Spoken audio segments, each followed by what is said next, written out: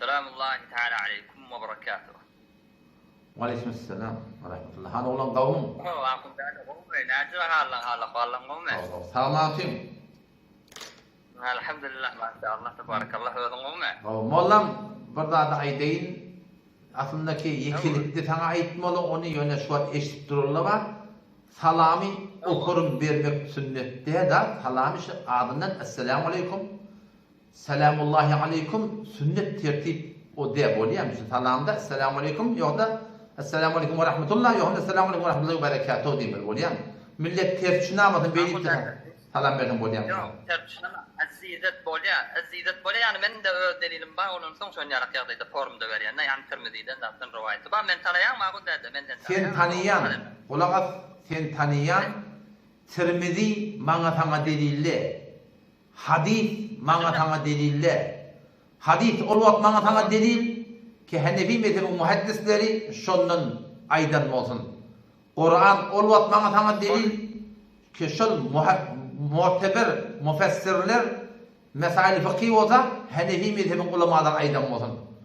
Dine Kur'an'ın hadisen fetva çıkarmaklık ne men işim, ne fen işim, ne men taksirimin işi, ne fen taksirimin işi. Bunun hakkını yanlış mı? Akunda da halafa geleme, ihtilafa da geleme. Burgurunda şolman elim inşallah o hakkında son nemmedekte yani salam bahsede inşallah. Cam Allah işim olur. Ben biraz vaktim çakılığını son geldim demin. Can, ayda. Oo. Yani şol istighatha mesela istighatha diptir ne başsa. Yani levlaka lema halaktul aflak. Çok meselesinde mesela ne geldim? Hava. Şunun yani demesinde siz yani benim aksimi koyupsunuz da ne olur hiç olur. Koyupsunuz belki de öyle değil. O zaman sen Mevla Ali Kari Hazretleri için yarak. Toplama hadis deyip aydıpsın. Yani ne şunun izini bir okup verem olsam qovulcuk da izini okumadın zaten şunu. O de Şerh-i Şifada. Doğrudur. Sen aytyanlardan Şerh-i Şifada neme getir ayt olay? Ayda. Neme getir Şerh-i Şifada? Düşünmedim. İzinde çok neme getir aytıp ver. Şerh-i Şifada onun yani هو يعني edilmen şu an doğru ya da yardım etmeye çara yardım edeceğin neydeyin? Ayda. Yani lafzı zayıf olsa da manası sahih diye. Hop, ve de lafzı zayıf olsa da. Dikkat, yine şu kitap Allah Meleknevi Rahmetullah'ın kitabı Mecmu-i Resail işi. 5. cildinde 33. sefretinde Kâle li Kayri Rahmetullahi aleyh fi tezkirtil mevduat. Hadis levlâke lemâ halaktul eflâk kâle lanskâne mevdu'un nittir. Zayıf olsa men senden dira tutmordum.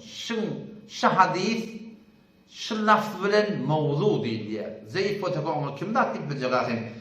Emon yine sen aytlayan gurun şu tadı yok. Can. Yine yani seret. Akın dedi. Mevla Ali Kari Hazretleri sol فإنه صحيح معنى ya. لو ضعيف مبني ne de sol. Yani özün düşünce yani manası zayıf veya manası sahih diye. Yani diye mebnası yani lafzı bunun neme ortada diye. Çenneki lafzı zayıf ortada diye. Olay yanım öde. Oğlum diyecek ol yanım bunun biz yeter. Ayda sen ayda. Ayda. Ayda. Sen aytyan dadın yine şey Molla Karamtullah'ın qawli ştada yadığılı Allah Meleknevi Rahmetullahi aleyh fıkahate gerek qada Türkmen İran'da fetva vermeli olsa şınka dayanılıya beter. Ştada mevdu dittir. Manası doğru dittir kabul inen. Lakin manahu sahihun dittir da. Onun hakkında men avvalla gurur verdim. Onun hakkında men gurum yok.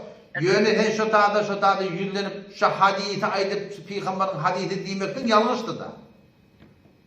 Yok o tayin kovucu var ahirde Peygamber'in hadisi değil mi yani Allah Teala ayet bir şey yani.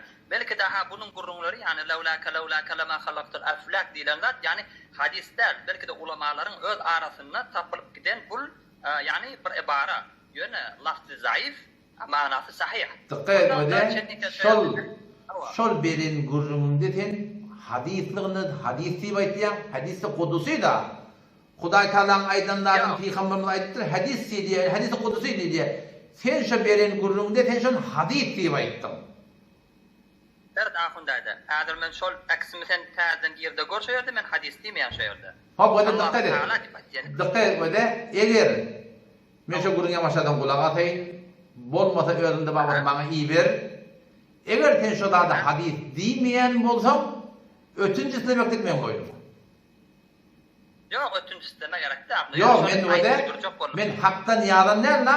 Sen şu da men düşünen adam, sen şu gurunda Peygamberin hadisi diýdiň da, eger men öteşdip ýalmyşam bolsam, men ýamaşadan video gurup, şu mollamy şey diýipdir, men beýdi eşitdir, men ki ýalmyş diýip aýtmakly men boýnuma. Barız düşünüp bilen. Anni, yani öteken aksim ha ýadyma düşe, ýöne şu ýerde ýanky ahunaka. Demetmedim de men şu hadis diýip aýdamak şeýärdi. Oňam ýene bir nemet bir haýsy näet bir imo ýerýän. Siz imo bernamije girýänsiňiz, bernamije bilýänsiz, ýani program. Men esasy şu ýerde bolýan, ha şu ýerde arada bir ýazypdyk ikimiz, o söhbetdeş gelipdik. WhatsApp'a kelmen girip bilemekde, ondan şu ýerde bir gurrundaş bolsak ha. Barada şu taýda 10 sana adam şonu aýdyp geçip bolýan. Sen hatta bir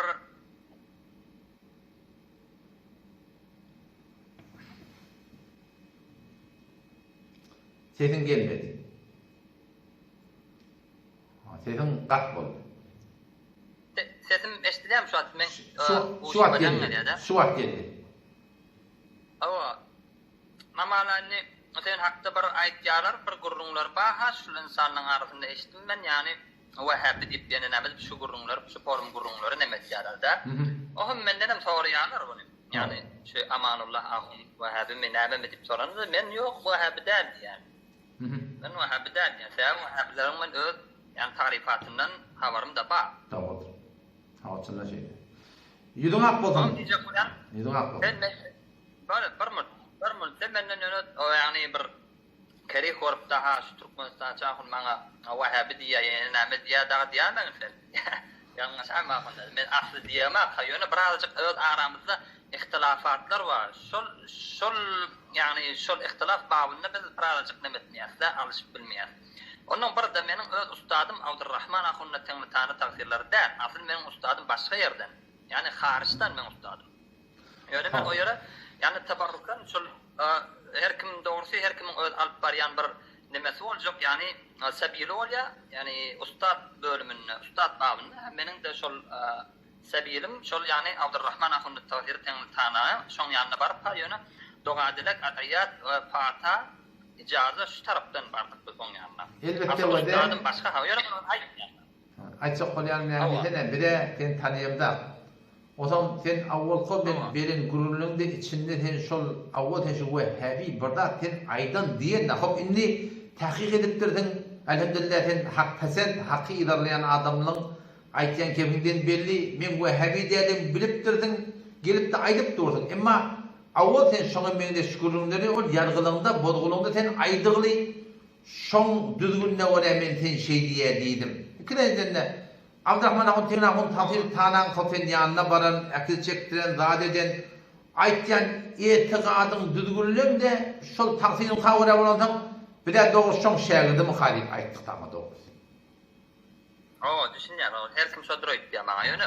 Yani meniň şol sen hakda goýan akslerim ma, ýani nämeler maqtaglanma, maqtag diýsen ýani video bolýar da. Şol bölümlerinde şo taýda men aýtmaklygymdan sebäbi, ahunda wagtyň barmy ahunda? Men dol sagady diýen akşam çekilmeýän gur. Aýdy ber, ýaşan unutip wagtpa. Hawa, inni şo taýda meniň aýdanlygymdan sebäpdi. Dogry birazjyk men tahassusatym, ýani akida meselesinden, hawa birazjyk öz tahassusym şo forumdan gidýände. Oňam diýjek bolýan ýani mewjudun bila mekan meselesinden Allahu Taalanyň ýani bir mekany munazzah etmeklik hakyndaky babyna şo ýerde bir ýani tasdiqatlaryň bolanlygy sebäpli men şo ýerde biraz seniň şol delillerini zuafalardan tanıdım da, yani zayıf delillerden bir nemetdim. O tarafta yıkmak meselesinde zaten değil, yönü şu tarafta doğrusu aytım ağabeyde mevcudun bila mekan meselesinde. Eğer Allah Tebareke ve Teala'ya mekan sabit ettiler, doğrusu benim Türkmençilikte etmem yengse damarım alya değil. Onun men bul yani Wahhabi akım bilen bulur yani fis sema, onun fil ard ya da alal arş bu meselesinde men ot bolýan şu tarapdan. Ondan soň diýjek bolýan şu tarapdan ha senin de aksyň çykdy bolýan.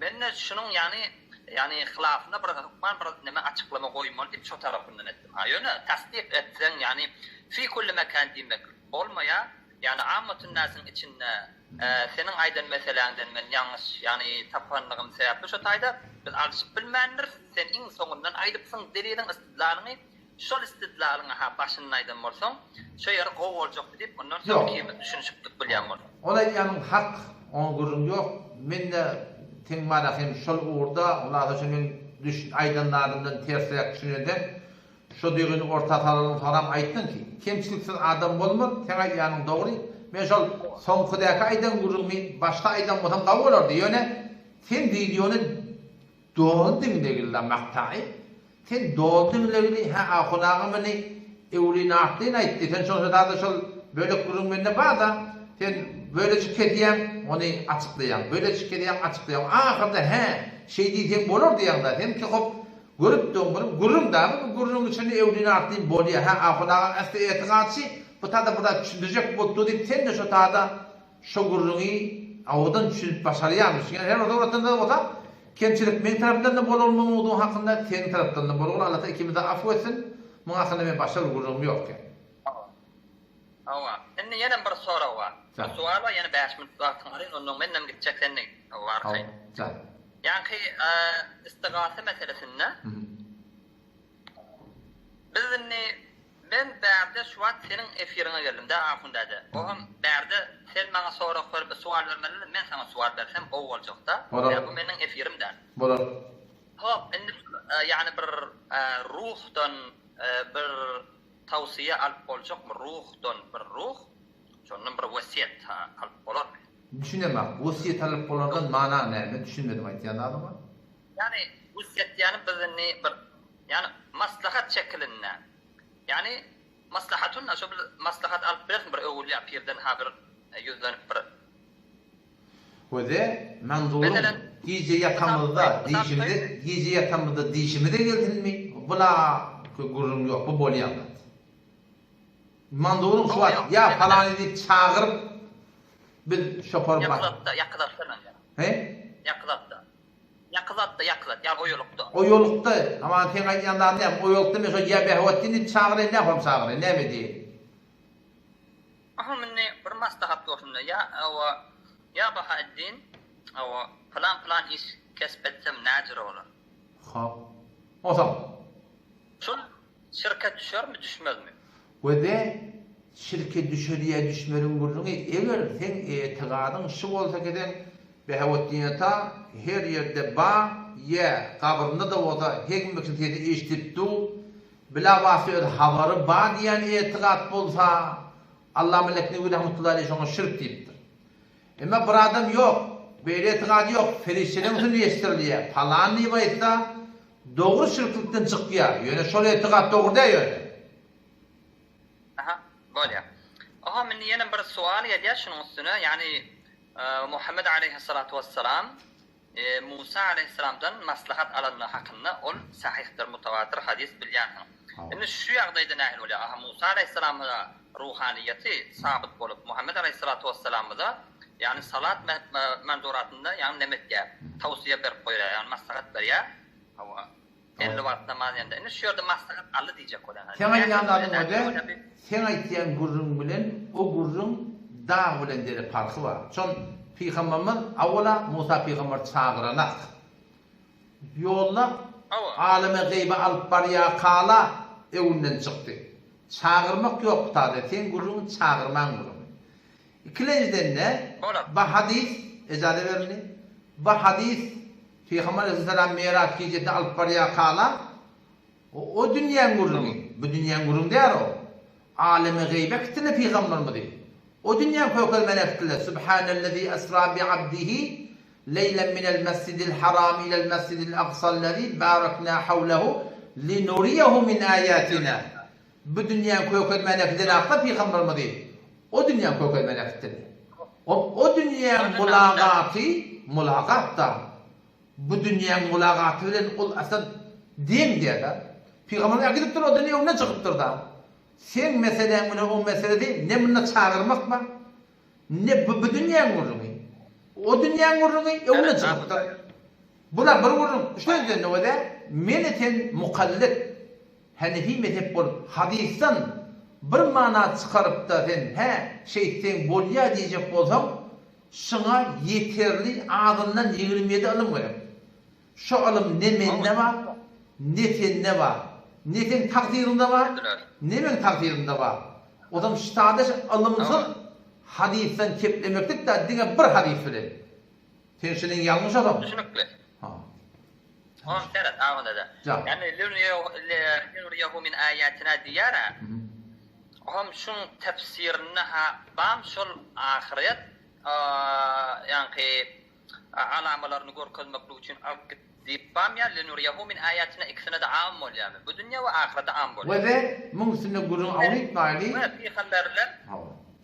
ve peygamberlerin de ruhaniyeti. Ha. Şol Musa Aleyhisselam'ın näçin zıgat asmanına ve İsa Aleyhisselam'ın näçin zıgat asmanına yani nazil boldu şu yerde. Hava. O zaman o da şitadı gurun şunsa da o da men eten eger ayet hadisin üstünden izarlar. O tefsir bediptir, bu tefsir bediptir deyip biz şu suratını ortaya gelip mana çıkarmalı olsak biz hiç vakta bir çukur tüykürüp de var ahi. Yani bir netice yetip başarmıyor. Şu ne mi deyip? Ravayetlerde zatlarda muhtelif hadisler oluyor. Muhtelif barahin tefsirler oluyor. Şunun içinde elekten geçirip verilen zat Hanefi mezhep da. Onun için Hanefi mezhepte ölen adamlar çağırmaklık deyip duruşu bile reddediliptirler da. Allama Leknevi rahmetullah'ın kitabı o da men birlese inan kitabı getireyim. İnan. Sana eğer şu PDF'i de gerek olsa men sana iyi veriyen Allama Leknevi rahmetullah'ın inalekim şey dikkat et aytsama ştada şu sana men şuna menle soruğu 3 formada soraptırlar. Şu hemmesinde ne diye şurak doğruda hada raculun fasidul aqida. Şular demek ki evliyalar daştan çağırıya ki şoma sen içine de bir ilhamiyetin, bir zadiyetin, ruhdan bir peyda olursun. Bir aqidası doğruda. Bel yokşan aleyhil kufr. Dine çıkmakta mümkün. O ne mi deyip o da? Fe inne sami'al evliya min ba'idin leyse bi thabitin. Evliyalar daştan çağırıda eşmektik aslında sabit diye da. Sen sabit diye zadın üstünden Hanefi mezhebin fukahaları şey. Sen ne yapar manayı örtmüyorsun ustadı? Sen ki yanlış da kardeşler. Ha, bir men ahında da bir zaman istidlalla ba uzat. Yönadira istidlallaşıp oturmar diyordu. Dikkat et o da. Dikkat et o da. Eğer Hanefi mezhepte evliyalar daştan çağırmalı Hanefi mezhebin fıkhından Hanefi mezhebin fukahaları ki ümmette tanıylıya şolardan delilin var olsa getir. Bu beydiptu. Onun burada değil. Delilin var olsa şolardan delil getir bana. Öyle yap. Bir yardım ötüşen yerine aydeyin ha bu atay kitaplar. Ayt var. Muhammed Aleyhissalatu Vesselam'ın ruhaniyeti ahunda da isle 10 metre kalsın şunun kuburunu isle 100 kilometre kalsın şunun kuburunu isle bir yurt aralık olsun. Men bilen Muhammed Aleyhissalatu Vesselam'ın mesafet aralığı. Doğru mu? Ha. Şol aralıkta inni isle kuburunun yanına olup bilmez. Diren irtikat bağım seninle isle yurt aralıkta ruhaniyeti hazır bolup bilmez. Diren irtikat ikisi de bağım seninle. Ve de Yakinle de hazır bolup bilmez kuburunun yanına. Kara o da sen bana fıktan delil getirmek oldun. Sen aklın gördüktü. Men sana ne mi hani Hanefi mezhep da eğer aklı edip kadar Kur'an, hadis, ecma, kıyas bu da mustahitlen aydan ne oluyor? Sen öz aklın yörtüyen kardeş. Buna delil olmuyor. Yok, men soruq ber. O da soruq ber. Sen o da Huday Teala'nın eline bak, Huday Teala'nın kudretine bak. Huday Teala'nın kudretine kimin şeki var? Evliyalar daştan çağıramda Huday estir amali. Hudayın estir paşasında kimin şeki var? Ama delil nerede? İnalekem fıkıh Hanefi da leyse bi sabitin sabit delil gerek da delil yok da siz ne diyersiniz? Hani Huday Teala başarmaz mı? Hudaý taala falan etmermişsin. Munin kardeş düdügünün yanlış. Düdügünün yanlış.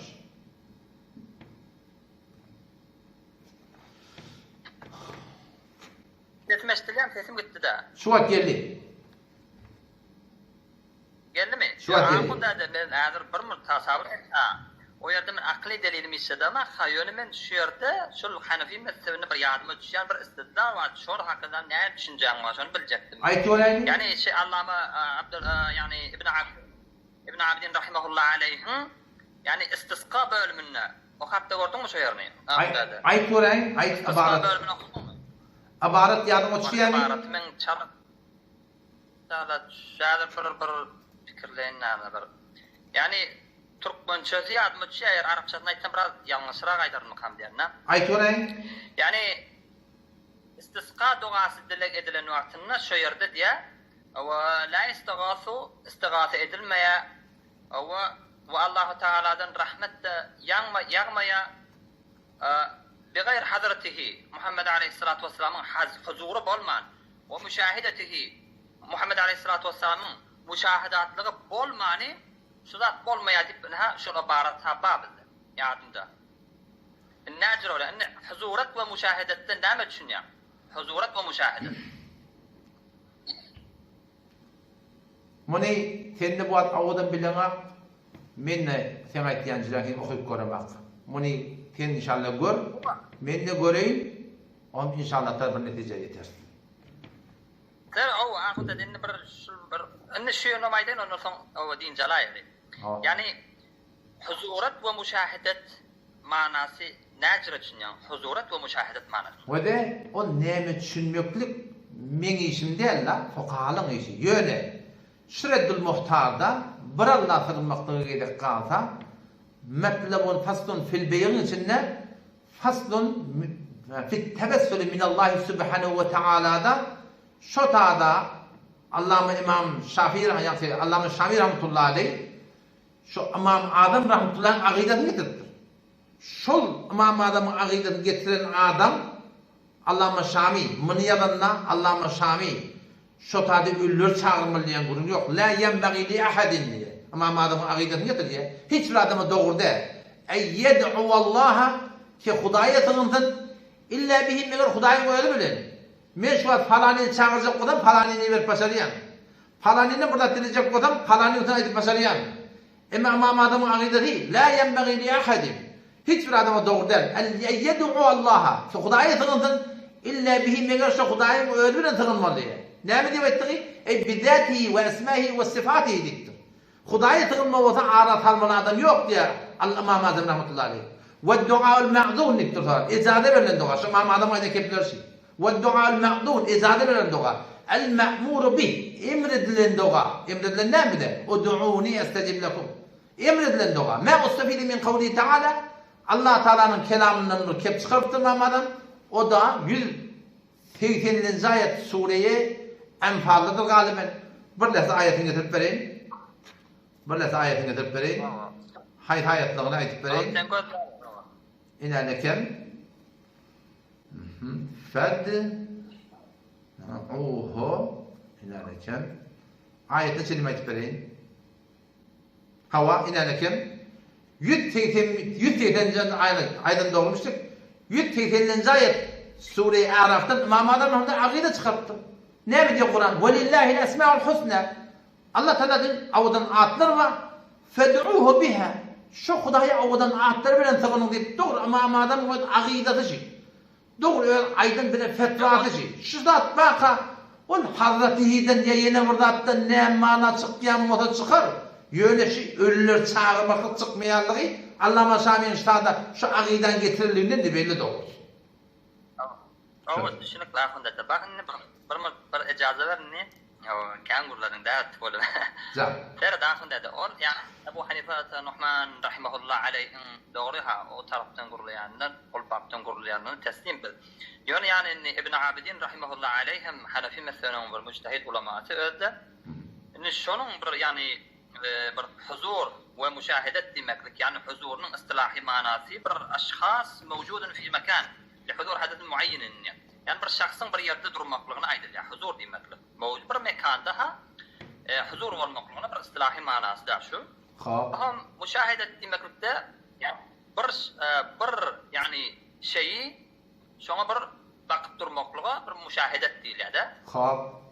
Indi şu ýerde yani Abidin rahimehullah aleyhi getiren istidlali şu yerdeki istisqa edilmeye بغير حضرة النبي صلى الله عليه وسلم وبغير مشاهدته dip şu forumda aydyp dur inni bizim öz düşünjemizde yani huzur we müşahedetten yankı manalar düşünýär. Ýönenni gezek kalsa eger bir pikiriňize gelse bilmeýän bir mutahynda dädir ýekajymy oturýar. Ol diýerlige bagly ahyrin diýsen İbn Abidin rahimehullah aleyh ol gurruňy o näçe getirdi kanunu ýa-da. Hawa Hop, wede gurunşun sene da wede ştada bir mujmal muğlaqra bir kem bir mubayyen edilen bir edilmedik bir laf var. Şundan mana näme diýip sen mana çykarman hakyň ýok. Mende mana çykarman hakyň ýok. Ama o tarapdan açyk gelenden amam adamın aqidati. Biz bir manayı çykarmagy bolar. Eger biz mujtehid bolsak boldy. Mujtehid bilmesek boldy. Biz bir manayı çykarmagy bolar ki amam adam rahmetullahi aleyhi aýdanda ters gelmedinde. Sen şu aýtýanlaryňdan duýgundan şu ibaratdan eger biz sen aýtýanyňy aljak bolsak, onda Peygamber hemme görüpdi.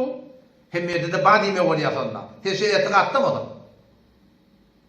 Yo men entak dur ol etiqady geçmähme dedi birmin.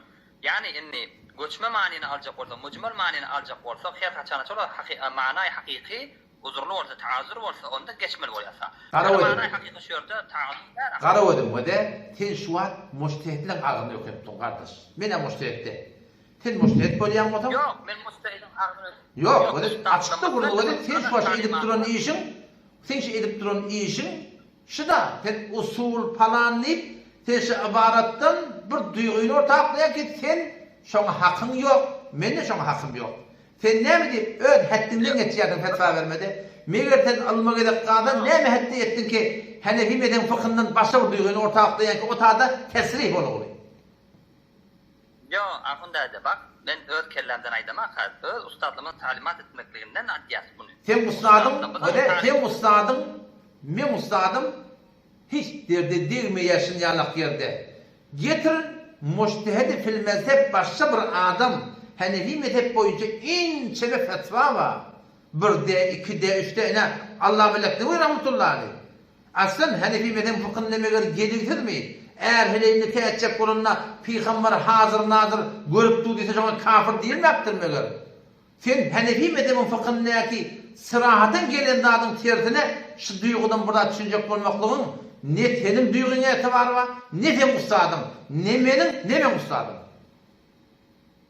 En ahında sertten Ebu Hanife Numan rahmeullah aleyhi öz bir yani akidesinden plandat getirdin. Şol aýtdyň özüň istidlallaryny şurda aýtdyň ha. Indi şunu sen näçe düşünýän onu? Sen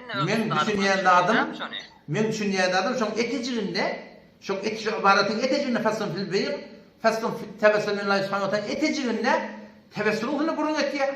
Tebessüm hem hak diýip dilemekde dogry däl. Şoň hak diýip dilenenden Allahumme inni es'eluke bi haqqis sailin aleyk Hudaýdan dilenýär. Hudaýdan dilenenne hop hak diýip dilemekde haki hakkı vucubi mi, hakkı tefezzülüňi görünme. Awamy muňa ters düşünmekde mümkin. Ew yurada bil haq diýipdir. El hurmatu vel azama. Şol galyp gatylan hakyny hormatly diýsem, feyekuna min babil wasila. Şunu wasila diýsem bolýar. Wa qala Allahu Taala wabtaqu ilayhi wasila diýär. Hop şuda tebessüm aýdanna şu dige bir Hudaýa sığınmagyna hiç dawa ýokdugyny oturypdyr. Tebessüm de şu form bolýar diýip aýdypdyr da. Şundan başga gurun ýok ortadaki o taýda başga bir düşünýär ýa-da. Edilödi. Inni şu taýda İbn Abidin rahmeullah aleyh bir açyklap öýde bir ibara bilen getirdi. Ibara ýesir bilen getirdi. Onun üçin bir kynna lakin onu inşallah sen özüň açda gör, ýagny jildi ýadyma düşýär. Jildi ýadyma düşýär. Hayır inşallah. Yan kaydanım öde kardeşim öde. Abaratın inşallah men tafar olmak kıyınçılık yok. Yöne bir Hanefi mezhep fukahalı kaydana uğrar. Allama Muallili Hayr rahmetullahi şu tezkiratul mevzuatın başında şu kullen näme varım fetva vermeli, hay tefsiri anlanmalı, hay hadisi anlanmalı, ne hürmetmelerini açık aydıp. Şu arada bir Hanefi mezhepte bizim derecemiz vardı, bizim derecemiz. şu deleceğinden göğüne keplemelerdin. Hanefi mezhepte imam adam aydan ne ki? İnçeme fetva ulamalar veripdir. Ki ölür çağırmak doğrudan burada serahadan gelip şuna meňleşden meneten burada diýmedim kardeş bir imamın hatıroklardı. Doğraydı ya. Biz de elhamdülillah ba amanlahun. Biz de Hanefi mezhebinden hariç etmeyiz. Yok, Biz de Hanefi mezhebinden. Sen fikir et ya, bak bir mun. Sen diyen yani Abdurrahman ahunna tasir tenli tananın yani akidasını sen özün bilýän, yani özün şolun golayynda ýaşaýan. Sen şonun yani akidası bilen bir kulli sen bilen sohbetdeş bolýandan keyin bir duraytma. Ya men akidam Abdurrahman ahun tasir bilen bir ýöne näjire ýa-ni bir yani ruh hazır nazır olmakta entek bu hakynda men giňişseň dost dogrusyny aýdyn men bu hakynda giňişseň gözläme ýöne meniň yani bir az mowduga şundan dahadan ýerim huzur we müşahedet diýilen zat başga istidlallar haba inşallah onu ben sana imodan bir ýerden aýdyp ber Hanefi mezhebiniň kitabyndan. Kardeş şöyle ýewurlar aýtýan. Şu ibaratdan netenin ustadynyň nemen ustadyny düşüneniň hiç etibary ýok. Tesrih bolsun, Hanefi mezhebinde gurum ýok ki. Tesrih bolsun, getir. Başdaki tesrihaty mukabil burada çıkan bolsun. Bizde gurum ýok. Bamy getirin. Ýokmy özüňizden akly ýörtmeýdi kardeş. Yo özümizden aýtmak. Arada bakmaz. Hanefi mezhebininkiden özüm inşallah nimeler tahrişlerim ber. İnşallah. Hop, Allah Teala yaranyň bolsun. Akşam boldy. Şamak hakka gyzarygly akşam okuýar. Vallahi inşallah. Boldy, assalamu alaykum. Maşallah. Wa aleykümselam we rahmetullah. Başka Müslümanda oldum. Akşam boldy. Akşam okuýjak inşallah Taala. Sonra nehibeti ýedir böyle kurum berjek. Sonra nehib boldy inşallah ýamaşadan ýa-ni suratynda sonra jogap goýmady inşallah goýar inşallah. Henidekçe bolýar. Assalamu alaykum. Burada Ha. Yekaza sual. Can. Yani yadından çıkmakta. Molla Ali'l Qari Hazretlerinin sen yadyňa düşýärmi? Men çala yadyma düşýär. Yani Mevlid-i Şerif hakkındaki yazan kitabı yadyňa düşýärmi senin? Ba, şu etekde ba. Ha, boldy. Etekde ba. Onun yani lugat Arabiýasyny barmy senin şo? Arabiyeti. Ya Urdun ma men Urduna düşmem hibra. Ey şol megerde bolsa ordu şu. Bir gözdeýin. Bolýar. Men gol ýazmasy ba, heýora kyn gol ýazmasy düşünmek şonun sorun. Boldy. Maşallah razı olsun. Bolýar. Assalamu alaykum.